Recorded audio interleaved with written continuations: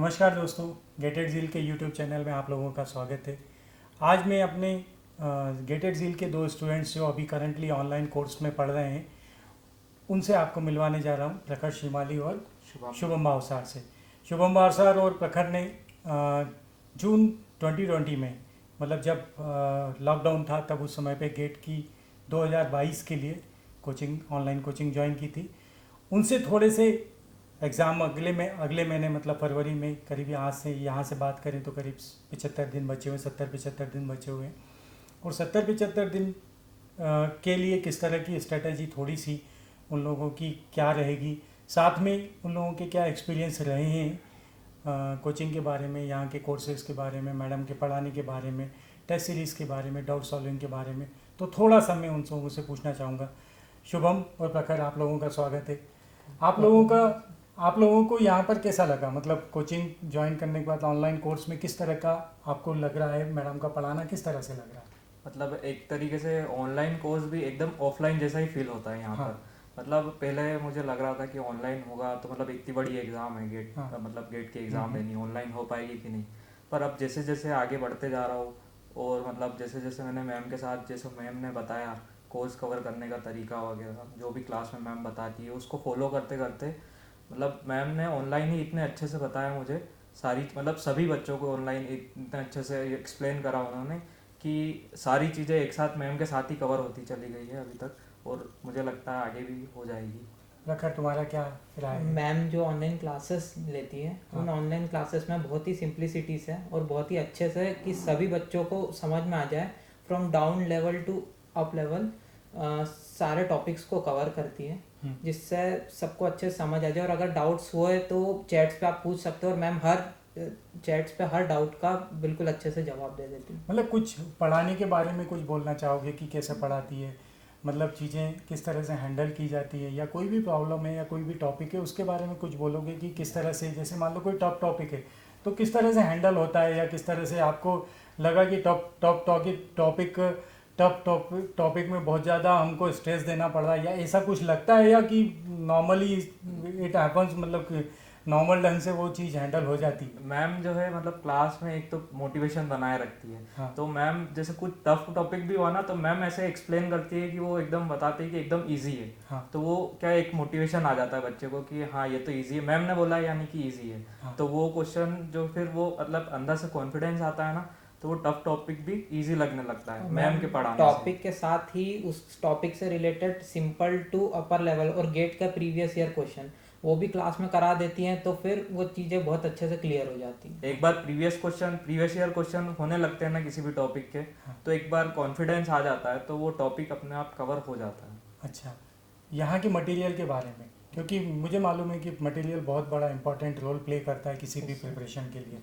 तो हम तो बच्चों को यही बोलते हैं कि you go for the video के बाद आप फिर उसके बाद में खुद अपने नोट्स बनाएं, नोट्स बनाने के बाद में आप फिर मटेरियल के ऊपर जाएं। जो मटेरियल हम लोगों ने लगभग हर साल हम लोग अपना नया मटेरियल बनाते हैं, उस मटेरियल को सॉल्व करें।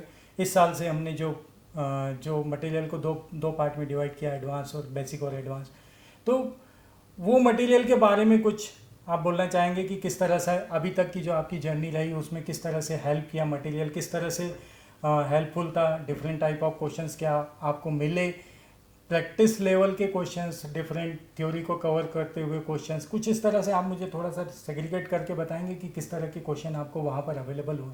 जी, मतलब कोई सा भी पहले टॉपिक या सब्जेक्ट खत्म होता था तो बेसिक लेवल में वो सारे सब्जेक्ट के सारे जितने भी टाइप के क्वेश्चंस मतलब बन सकते वो सारी बेसिक्स में अवेलेबल रहते थे। तो अगर एक बार बेसिक कर लिया ना तो वो सब्जेक्ट जो है वो आपका कंप्लीट हो चुका है, अच्छे से हो चुका है। और अगर आपको एक एक्स्ट्रा लेवल पे जाना है तो अभी इस साल से जैसे एडवांस की मॉड्यूल हुई है तो वो उसमें जो है थोड़ा सा अपर लेवल के क्वेश्चंस रहते थे।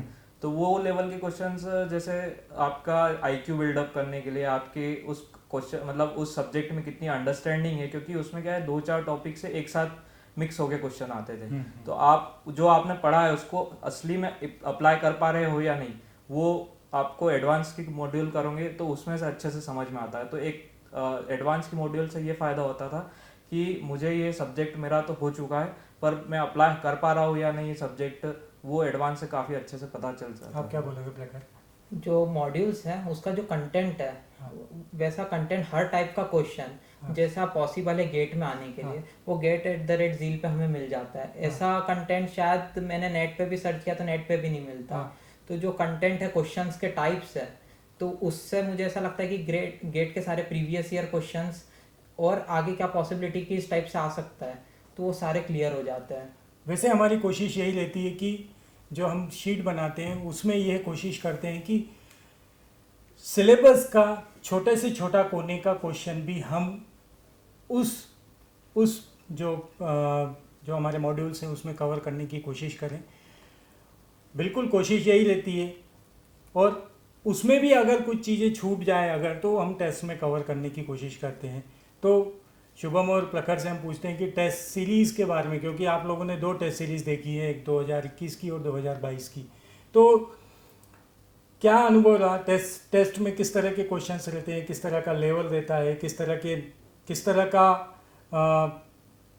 क्वेश्चंस के मतलब जो अलग अलग तरह के क्वेश्चंस क्या कवर होते हैं, क्या होते हैं, वो थोड़ा सा एक आप बताइए आप मुझे। टेस्ट सीरीज़ में पहली बात तो मतलब कुछ ना कुछ ऐसे मुझे मानना है कि टेस्ट सीरीज़ में ऐसे क्वेश्चंस होने चाहिए जो मतलब कुछ आपका एक्साइटमेंट बना के रखे कि मतलब हाँ ये टॉपिक है, मतलब मैंने टेस्ट सीरीज़ दे रहे हो आप, पिछली मॉड्यूल तो आप कर चुके होंगे, ठीक है, तो वो उस मतलब कुछ नया ढूंढता है कि स्टूडेंट जो भी कुछ पढ़ रहा है, किसी एग्ज़ाम की तैयारी कर रहा है, तो वो मुझे GATE@ZEAL की टेस्ट सीरीज़ में वो कुछ ना कुछ हर टेस्ट में, जितने भी टेस्ट मैंने दिए हैं हर टेस्ट में कुछ ना कुछ नए क्वेश्चंस देखने को मिल जाते हैं, ताकि मुझे आने वाला टेस्ट देने में एक्साइटमेंट बने रहे कि मुझे हाँ पता है कि नए टेस्ट में मुझे अच्छे क्वेश्चंस मिलेंगे।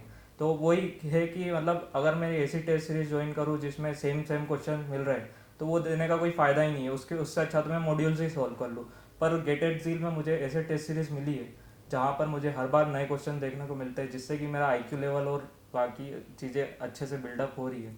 तो ये काफ़ी इंपॉर्टेंट रहा है मतलब GATE@ZEAL की तरफ से। प्रखर, थोड़ा सा मुझे ये थोड़ा सा एक बताना, जैसे अपने यहाँ टेस्ट सीरीज़ का पैटर्न इस तरह से है कि हर टॉपिक के बाद एक टेस्ट, फिर टॉपिक के 2-3-4 टेस्ट हुए, उसके बाद में उस सब्जेक्ट का फुल टेस्ट, ऐसे सारे सब्जेक्ट के लिए टेस्ट, फिर उसके बाद में full test of one subject, फिर उसके बाद में फुल टेस्ट ऑफ मिक्सिंग, मतलब जिसको अपन बोलते हैं मिक्स सब्जेक्ट 2 या 3 सब्जेक्ट को, और फिर बाद में मॉक टेस्ट। तो इसको किस तरह से आप मतलब किस तरह से आप बताते हो कि ये पैटर्न किस तरह से है? सर, जब हम किसी सब्जेक्ट को शुरुआत करते हैं तो सबसे पहले टॉपिक वाइज सब्जेक्टिव टेस्ट होते हैं। तो उन सब्जेक्टिव टेस्ट में अगर कोई छोटे से छोटा कंसेप्ट भी हमसे छूट रहा है तो उन टेस्ट में हमें पता चल जाता है। मान लो कोई टॉपिक है, उसका एक पॉइंट है जो मैंने नहीं पढ़ा, तो GATE@ZEAL की जो टेस्ट सीरीज वो इतनी एक्यूरेट है कि हमें पता चल जाता है कि इस कॉन्सेप्ट में ये चीज़ें मिस हो रही है, तो मैं उसे वापस पढ़ सकूँ, तो वो मेरा कॉन्सेप्ट फिर से बिल्डअप हो जाता है। और फुल टेस्ट पे आते आते हमारा कॉन्सेप्ट बहुत पक्का हो जाता है, और जब हम फुल टेस्ट पे आते हैं तब हमें अपनी गलतियां पता चलती है कि हमारी स्ट्रेटेजी क्या रहनी चाहिए। और 2 से 3 राउंड के फुल टेस्ट होते हैं, राउंड 1, राउंड 2, राउंड 3, तो हम 2 से 3 बार अपने सब्जेक्ट को रिवाइज कर लेते हैं, जिससे हमारे सब्जेक्ट्स और मोटिवेशन और कॉन्फिडेंस भी बिल्डअप हो जाता है टेस्ट। मैं आपको बता दूं कि अगर एक सब्जेक्ट की अगर बात करें, फुल टेस्ट की बात करें, तो पहला फुल टेस्ट सब्जेक्ट खत्म होने के बाद 2 फुल टेस्ट राउंड 1 में, 2 फुल टेस्ट राउंड 2 में, मतलब एक सब्जेक्ट के एक साल में 5 फुल टेस्ट हो रहे हैं टेस्ट सीरीज में। Yes, अगर हम बात करें तो।